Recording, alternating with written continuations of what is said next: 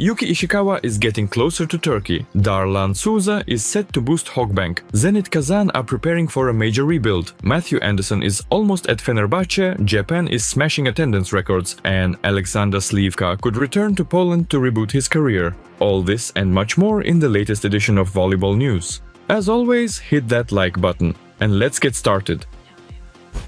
But don't forget about my VK community, where you can watch top international league matches absolutely for free. All you need to do is follow the link in the description or scan the QR code on your screen.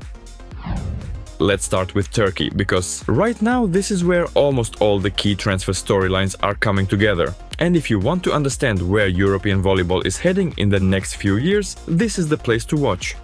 One of the main storylines is Yuki Ishikawa moving closer to Zenit. According to the latest info, the Japanese national team captain's transfer is basically agreed. And honestly, it looks surprising, especially considering his previous statements about wanting to stay in Italy at least until the 2028 Olympics. Ishikawa was Milan's top transfer target and was also seen as a key addition for the Suntory Sunbirds. These talks weren't random. Ran Takahashi is leaving the club, and Yuki could have reunited with his Perugia teammate Wasim Bentara, but it looks like a serious financial offer from Turkey ended up being the deciding factor. Although, to be honest, I doubt that Japan was offering their national team captain a contract that was much worse financially. But this isn't the first time he's turned down a move back home in favor of developing himself in a top European league. At the same time, despite Zenit's huge ambitions to win everything, in terms of internal competition in Turkey, there might not be that much room for growth for an outside hitter. But that's just my personal take. The picture is completed by the news of Trevor Cleveno extending his contract. If all plans go through, Zenit could put together one of the most powerful attacking lines in Europe for the 2026/27 season. Nimir Abdelaziz, Yuki Ishikawa and Trevor Cleveno. What do you think? Is this already a bid for European dominance or too much risk? And that's not all. Fenerbahce are one step away from signing Matthew Anderson. The Turkish club has beaten offers from Japan, and according to media reports, almost all contract terms are already agreed. The 38-year-old American could become the new face of the Istanbul project. What didn't work out a year ago should finally happen very soon. Anderson himself sees this as a great opportunity to prepare for the 2028 home Olympics, which, just a reminder, will be held in Los Angeles. At the moment, the outside hitter is playing for the Japanese Blazers, where he hasn't been getting consistent court time lately. Meanwhile, Halkbank are once again confirming their status as one of the most aggressive players on the market. Italian sources report that Darlan Souza used a contract exit option with Verona and will play in Turkey next season. The Radostin Stoichev factor is obvious here. He was the one who originally brought Darlan to Europe, but never actually got to work with him due to his scandalous exit from Verona. Honestly, I'm personally surprised by this turn of events. I expected the Brazilian to spend at least another season in Italy, but apparently he has very different plans. Let me know in the comments, is Turkey right now the new power center of World Club Volleyball or just a league with big money? Now let's move to Russia, where the transfer market is entering a phase of serious structural changes. And we'll start with Zenit Kazan, who are preparing for a real change of era. Several players will leave the club at once. Opposite Dražen Lubric, outside hitters Dmitry Volkov and Andrei Sromachevsky, and middle blocker Dmitry Sherbinin. This is a full-scale rebuild across multiple positions. Lubric's departure is tied to refreshing the opposite position. Next season, Maxim Mikhailov, who will be entering his 17th season in Kazan, will be partnered by Mikhail Klyakin. The club academy product returns from a loan spell at Orenburgi as part of a long-term strategy. No matter how hard some people refuse to believe it, Dmitry Volkov will continue his career at Dynamo Moscow, and his spot in Kazan is expected to be taken by Vladislav Daviskiba, a transfer previously confirmed by agent Luka Novi. Considering that Santiago Danani is also leaving and that Belarusian players are not counted as foreigners in Russian volleyball, the team will go through a full season without legionnaires, which looks very intriguing. And how Daviskiba performs in this setup is another storyline I'll be watching very closely throughout the next season. A separate and very symbolic story is Dmitry Sherbinin. The 36-year-old middle blocker is very likely to retire from professional volleyball. His position is planned to be filled internally, with 18-year-old Maxim Shelepa from the Academy Farm team seen as the main candidate. At the same time, according to recent reports, Ilyas Kurkaev is also set to join Zenit. He was very eager to move to the Japanese league, but never received a truly solid offer from the land of the rising sun. The middle blocker had plenty of options in Russia, but chose Kazan. Personally, for Zenit, this decision doesn't look entirely obvious, given that they already have a strong middle blocker line. What we're clearly seeing here is a defined vector: rejuvenation, trust in the club system, and a gradual transfer of leadership. How do you like this version of Zenit Kazan? The right path or a risky experiment?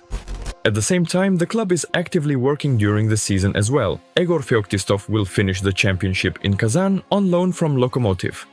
Vladislav Enin was sent to Dynamo Ural to get regular playing time.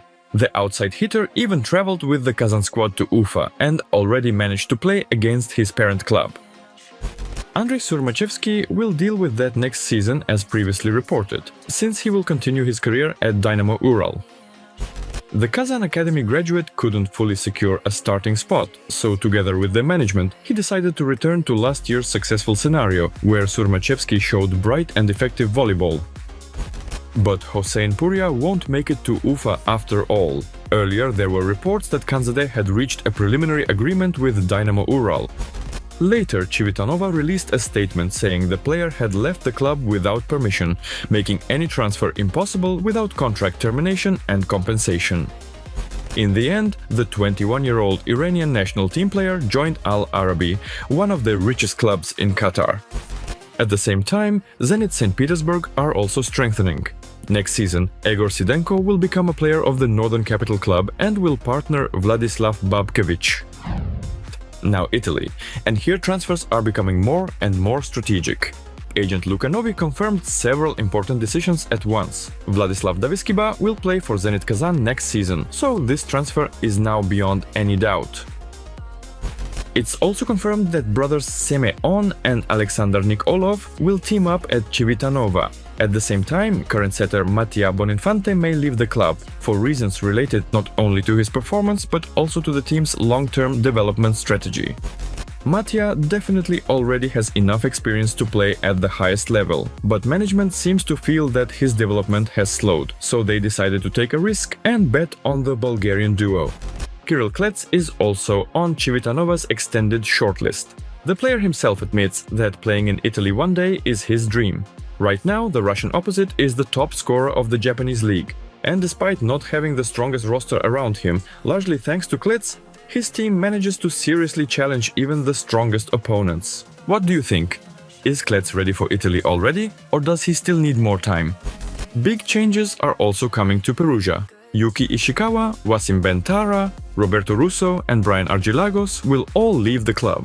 At the same time, Ferre Regers, Ole Plotnitsky, Mathis Heno, Giovanni Sanguinetti and Davide Collator are either staying or already signed for next season.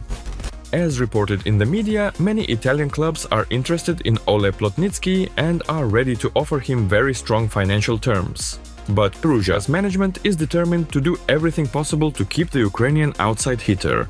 If Plotnitsky does change clubs, where do you think he would be most effective? The Japanese SV League continues to gain serious momentum. The game weekend in Nagoya became record-breaking, more than 28,000 spectators over 2 days at Wolfdogs and Suntory Sunbirds matches. That's an all-time regular season record. Both matches were won by the reigning champions, but this insane level of fan demand is truly impressive. Is Japan just experiencing a temporary boom? Or is it a long-term competitor to Europe's top leagues? Share your thoughts in the comments. Against this backdrop, the Sunbirds are already looking ahead and targeting TJ DeFalco as a replacement for Ran Takahashi, who is aiming for a move to Poland.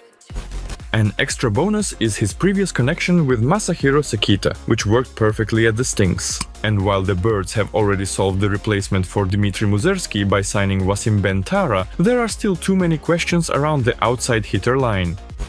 Either way, next season this will no longer be the same Sunbirds team we've all gotten used to. Do you think they'll still be a dominant force in the league, or will it now be harder for them to fight for medals? And we wrap up the episode in Poland. According to numerous rumors, Aleksander Śliwka could return to the Polish league and join Project Warsaw.